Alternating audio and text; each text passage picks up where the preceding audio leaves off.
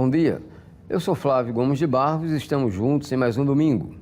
O Dia Nacional da Luta Antimanicomial acontece em 18 de maio e é resultado do movimento da reforma psiquiátrica, iniciado no final da década de 70. Mas o que é que isso significa para os portadores de doenças mentais?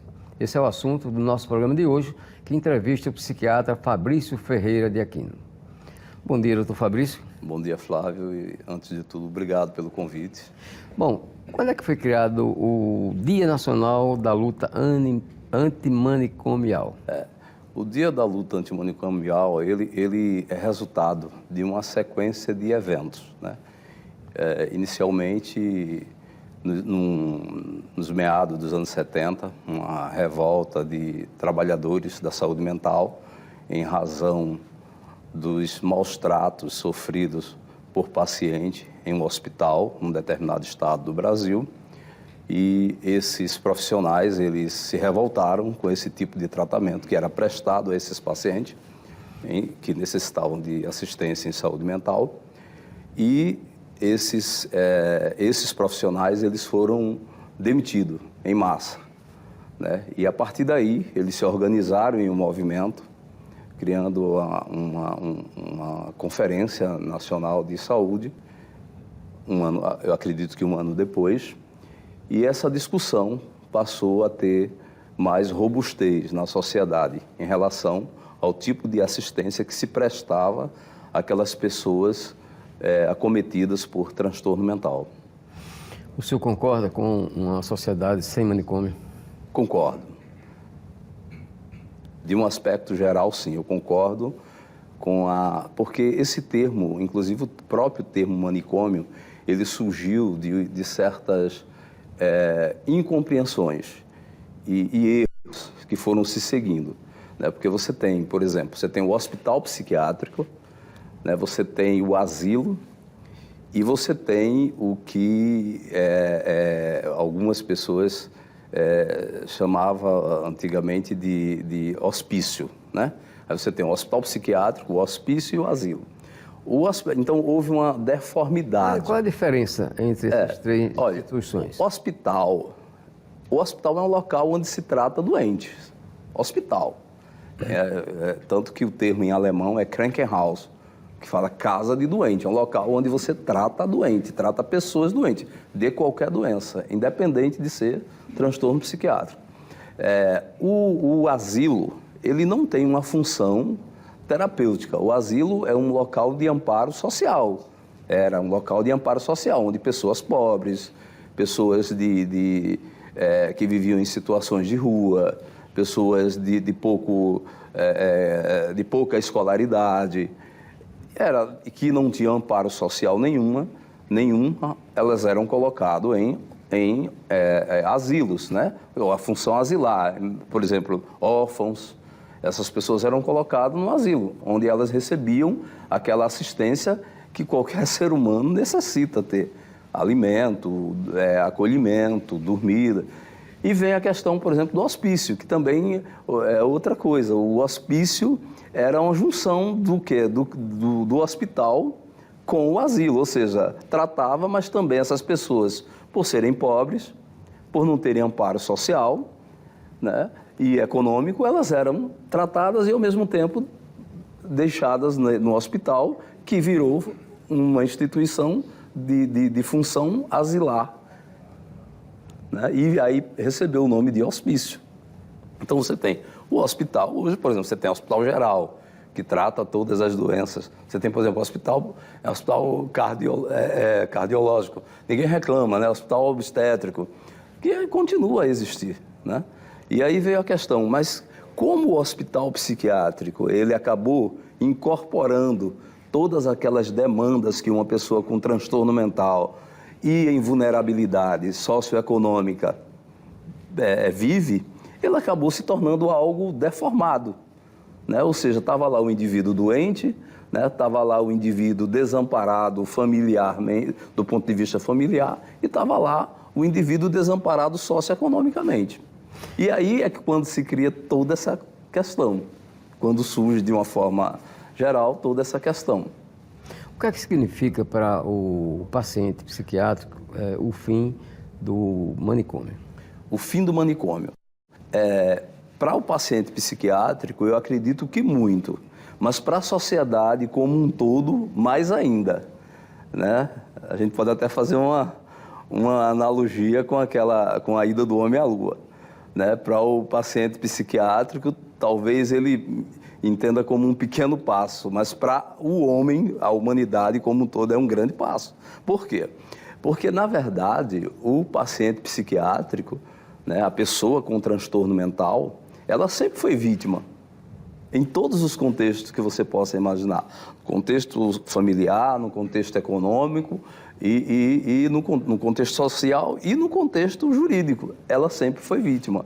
Então, a partir do momento, e o hospital, o manicômio, né, o manicômio, o hospital, ele passou a ser a vitrine, de um ponto de vista negativo, de um modo de se pensar sobre a saúde mental, né? De como a humanidade, porque a gente não pode pensar no manicômio como sendo a culpa das coisas, mas aquilo ali representava o modo de pensar de uma sociedade numa época. E para a sociedade, de maneira geral, me permita colocar, o manicômio é um rótulo até pejorativo. Sim, tornou-se pejorativo porque ele vem atrelado, primeiro, ao preconceito, né, em relação ao transtorno mental, né? Ou seja, o indivíduo que está no manicômio, ele tem um transtorno mental, portanto, ele é louco. Portanto, a sociedade não carece dele, não precisa dele, né? E quando a sociedade não precisa de um indivíduo, com certeza a tendência é marginalizá-lo, é discriminá-lo, né? E é colocá-lo nos ambientes mais insalubres. Bem, isso é o pensamento de um momento, de uma época.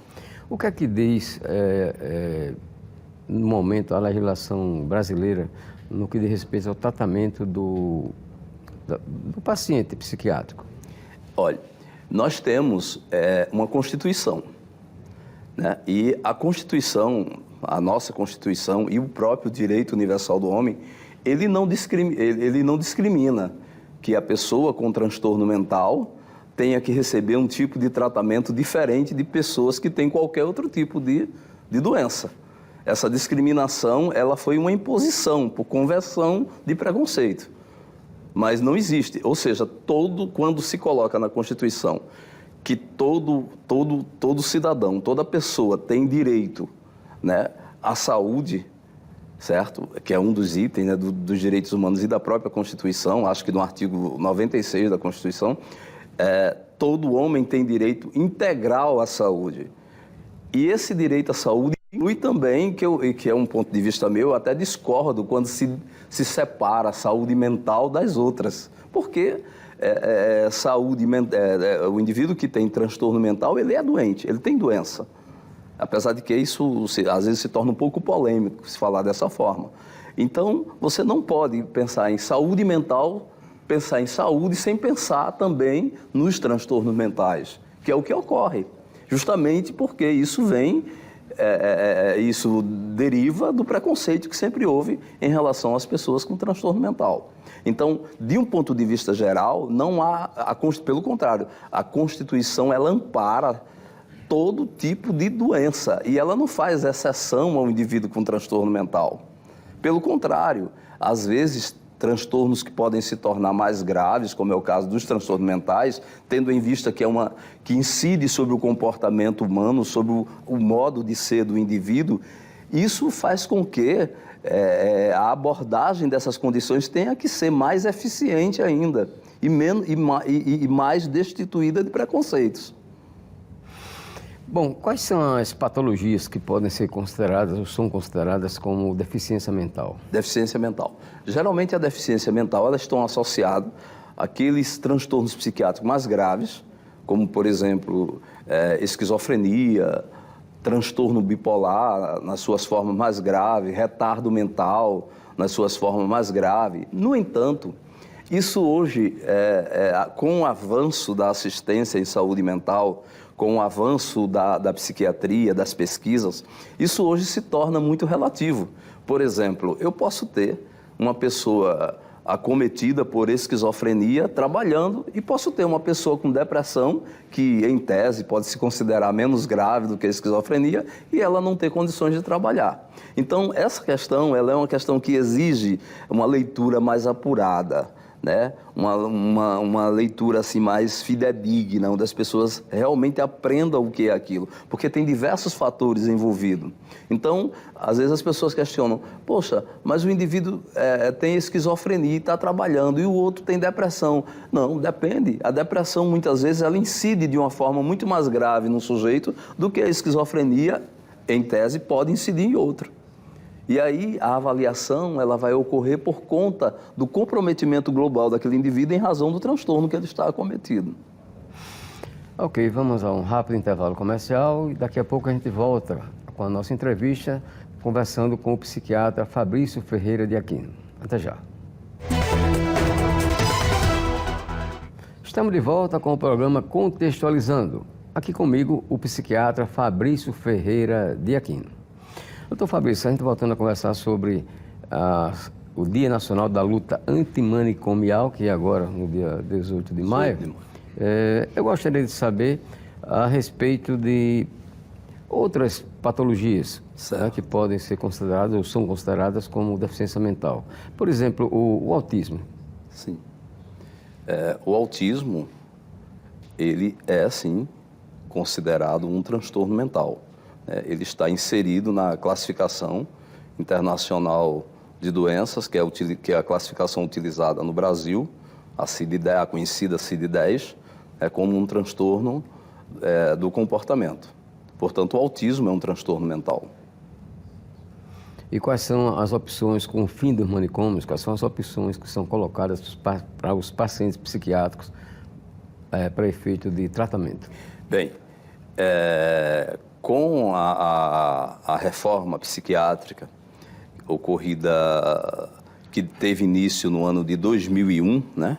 Que é a lei, acho que a lei 2216, quando essa lei ela foi como é que se diz? Ela foi sancionada, exato. Quando ela foi sancionada em 2016, a partir daí surgiu-se a proposta veio antes, a partir daí surgiu-se a obrigação de se fazer a reforma no modelo de assistência em saúde mental no Brasil, da assistência psiquiátrica. Por quê? Porque antes disso, né, bem antes, nos anos 70 e, enfim, em décadas atrás, a assistência que se prestava à pessoa com transtorno mental, ela era completamente fora dos parâmetros de humanização do ser humano.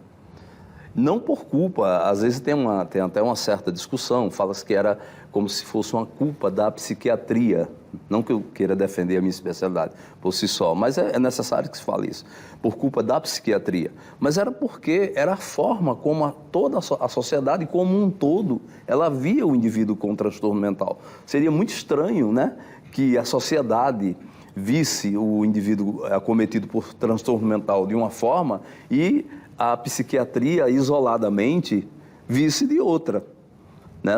Então, a psiquiatria fazia aquilo que a sociedade como um todo ela instigava o que fosse feito, como em qualquer outra área, como, por exemplo, a educação, né? O modelo de educação dos anos 40, dos anos 30, né, onde você levava a palmatória, etc., era diferente. Mas aquilo não era uma questão da educação, aquilo era algo endossado pela sociedade. A psiquiatria, ela agia de forma endossada pela sociedade, né? Então, não é uma coisa que você possa personificar como sendo falha por exemplo, de uma área da medicina, mas um contexto geral, que permitia, até porque é muito difícil algo se manter sozinho, personificado, porque logo vem as outras correntes que vão questionar aquele tipo de atendimento. Mas com a reforma, como é que ficou o tratamento psiquiátrico aqui no Brasil? Como é que se dá o tratamento? A proposta da reforma, ela é bastante importante, ela é bastante interessante, factível, né? Como tudo, com o tempo, merece ser aprimorado, né? Mas veja bem, acho que há 35 ou 40 anos atrás, o indivíduo ele tinha uma ansiedade, um quadro de ansiedade, que é todo transtorno psiquiátrico ele é interessante, mas o indivíduo tinha um quadro de ansiedade. E ele poderia, por exemplo, ser internado em um hospital psiquiátrico e passar 1, 2, 3 meses internado. Então, com a reforma, um dos pontos da reforma é que, primeiro, você vai avaliar que tipo de assistência aquele paciente necessita. Se ele necessita, por exemplo, de uma assistência ambulatorial, onde ele pode se deslocar de sua casa, ir até um consultório, um ambulatório de psiquiatria, receber assistência e voltar para casa.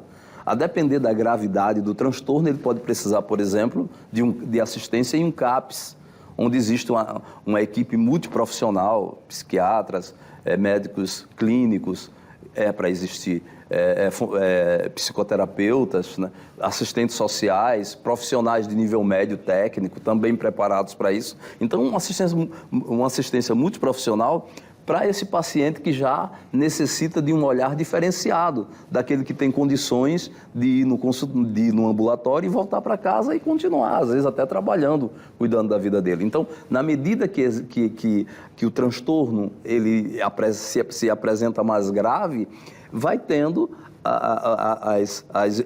as instituições que vão dar aquele tipo de assistência para ele, inclusive a internação também. Não foi, vamos dizer assim, a internação ela não deixou de existir, a internação psiquiátrica, para aquele paciente em situações mais graves, né? Então, por exemplo, dentro da reforma, né, da reforma psiquiátrica, da reforma na assistência à saúde mental, está também os leitos em hospitais gerais, onde aquele paciente muito grave, né, que necessita de uma assistência mais intensiva, ele pode ser internado, mas por um período curto de tempo, até sair daquele episódio mais grave e voltar a ser atendido no CAPS e talvez até evoluir para um atendimento no ambulatório. Então, esse é o contexto, né, da proposta, né? Que quando antigamente o que é que se fazia? O paciente, a depender da situação, e eram diversas, o indivíduo às vezes era internado em um hospital psiquiátrico até mesmo sem que houvesse uma indicação para aquela internação, algo que poderia ser tratado num consultório de psiquiatria, num ambulatório pelo Serviço de Saúde Pública. E isso é resultado de quê? Veja bem, como as coisas se entrelaçam. Nós tínhamos um Código Penal que falava assim, louco de todos os gêneros. Ou seja, não importava. Veja como o contexto ele é mais amplo do que a questão puramente psiquiátrica. Quer dizer, quem é o louco de todos os gêneros? É aquela pessoa que tem qualquer transtorno mental. Então, por exemplo, o indivíduo que tem um TOC, né, que é um transtorno obsessivo compulsivo, ele era considerado louco. Então, ele poderia também ser internado, né, em um hospital, que deixou de ser hospital, que virou um hospício, que virou um asilo, e não recebia o tratamento adequado e ser alvo de todas, vamos dizer, aqueles fatores adversos que aquela situação de internação proporcionava. Doutor Fabrício, a gente acompanha até com uma certa frequência, infelizmente, situações em que as famílias têm de ou trancar algum membro da família que tem problema psiquiátrico, tranca num quarto, ou até mesmo amarrar, para poder evitar que ele tenha alguma reação violenta, coisa e tal, e provoque ou danos físicos ou danos materiais mesmo, né? O que é que a pessoa deve fazer, já que a pessoa numa situação dessa, família numa situação dessa, que não tenha condições financeiras de buscar um tratamento mais adequado, o que é que ela deve fazer? A quem recorrer? Quando isso ocorre, a gente sabe que, porque nós temos, né, a lei antimanicomial, a lei da reforma psiquiátrica. E essa lei, ela não é só uma lei, ela tem um elenco de propostas para você assistir a um indivíduo que é acometido com transtorno mental. Ora, se uma família ela se vê às vezes obrigada a amarrar um paciente em casa, mantê-lo num cubículo em casa, no quarto, preso, significa dizer que está havendo a falha, né, por parte do Estado em responder à demanda que essas pessoas, que esse paciente tem. Não é uma culpa a gente não pode responsabilizar, por exemplo, a luta antimanicomial, não que eu não sou participante da luta antimanicomial, mas a gente não pode responsabilizar a luta antimanicomial, a gente não pode responsabilizar a reforma psiquiátrica por isso, porque você sabe que existe lei e existe o cumprimento da lei, né? E, por exemplo, é em razão disso que nós tivemos recentemente uma resolução, né, acho que do Conselho, uma resolução da Justiça, e essa resolução, apesar de ser mais aplicada àquelas pessoas que têm transtorno mental, mas estão em conflito, né, com a lei, que foi agora no início, acho que em fevereiro, foi janeiro de 2003, determinando o Estado, né, a desinternar as pessoas, a oferecer tratamento digno de acordo com o que manda, por exemplo, o Estatuto da Pessoa com Transtorno Mental e, consequentemente, a Constituição. Então, quando a família faz isso, é claro que existe também, muitas vezes, a reprodução daquele comportamento antigo, porque muitas vezes a gente chega, eu trabalho em um hospital psiquiátrico, e a família pede para a gente, doutor, pelo amor de Deus, interne. Mas quando você vai ver, aquele paciente, ele deixou de passar por todas aquelas outras alternativas que ele teria de ser assistido. Ele já chegou ali porque todas as outras não funcionaram, não por serem ineficientes, mas por não existir. Então, a gente sabe da carência, por exemplo, se você quiser marcar, não só pela rede pública, se você quiser marcar até pela rede privada, um psiquiatra, qualquer plano de saúde, o melhor que você imaginar, você vai ter dificuldade. Então, esse paciente, ele vai piorar. Esse paciente, ele vai adoecer. E aí, quando você vê o paciente contido em casa, amarrado, é porque aquela família chegou àquele ponto de desespero. Mas a responsabilidade não é dessa família. A responsabilidade, ao meu ver, continua sendo do gestor, daqueles que se propõem a prestar um serviço de saúde, né, que possa vir atender a todas as demandas da população, seja em saúde mental, seja em outras áreas. Que tipo de apoio o poder público oferece para essas famílias nessa situação, que tem em casa uma pessoa com problemas mentais e algumas vezes até violento? O que é que o poder público pode fazer por essas famílias? Nós temos a rede, né? Existe a rede. Ela é ineficiente, eu acho que até pequena, mas ela existe. Então nós temos, como eu falei um pouco antes aqui, nós temos os ambulatórios de psiquiatria, onde você agenda, marca a sua consulta.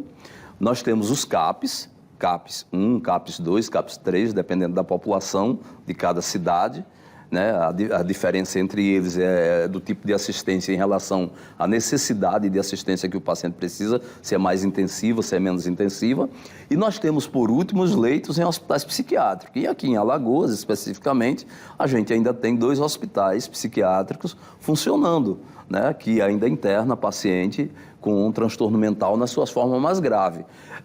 O que ocorre é que, infelizmente, nós não temos ainda, vamos dizer assim, CAPs em quantidade suficiente, profissionais em quantidade suficiente, para que essa pessoa não tenha que deixar um parente preso no quarto, amarrado, acorrentado, como infelizmente ainda acontece. Repito, eu não acho que isso seja culpa necessariamente dos familiares, mas isso é porque é a dificuldade, aquela pessoa se vê em desespero, né? E ela às vezes é obrigada a fazer isso. Doutor Fabrício, para encerrar, temos 1 minuto para o senhor responder. Obrigado. A pergunta é a seguinte: existe alguma forma de cura total de um paciente psiquiátrico ou apenas tratamento? O transtorno mental, de uma forma geral, né, os transtornos mentais, eles são transtornos com tendência crônicas, tá? Então, cura, a gente fala em cura na medicina quando o indivíduo recebe um tratamento e aquela doença, ela desaparece, né? Eu estou falando um termo que possa ser compreendido. Então, por exemplo, o indivíduo, ele tem uma pneumonia, ele toma 10, 15 dias de antibiótico e ele fica bom daquela pneumonia. Se não houver uma complicação nem nada, ele fica bom, fica curado. Pode até ter outra, mas ele está curado. Os transtornos mentais, eles tendem a serem crônicos. No entanto, hoje em dia, com o avanço da assistência na psiquiatria, com o avanço das pesquisas, dos medicamentos, o que é que acontece? O paciente com transtorno mental, ele é conduzido muitas vezes como, por exemplo, um paciente diabético. que toma sua insulina todos os dias, mas vive a vida dele, trabalha, estuda, enfim. E isso pode ser... Mantém o tratamento. Mas tem o tratamento. Não tem a cura, como não tem cura também para diabetes, pelo menos por enquanto, como não tem para hipertensão arterial e outras doenças crônicas. E a tendência, né, assim, não que isso venha acontecer com todos os pacientes, mas a possibilidade é que o transtorno mental se torne crônico. Ok, muito obrigado. Você pode rever essa entrevista no YouTube da TV Pajuçara. O programa Contextualizando este domingo fica por aqui. Tenham todos um bom final de semana.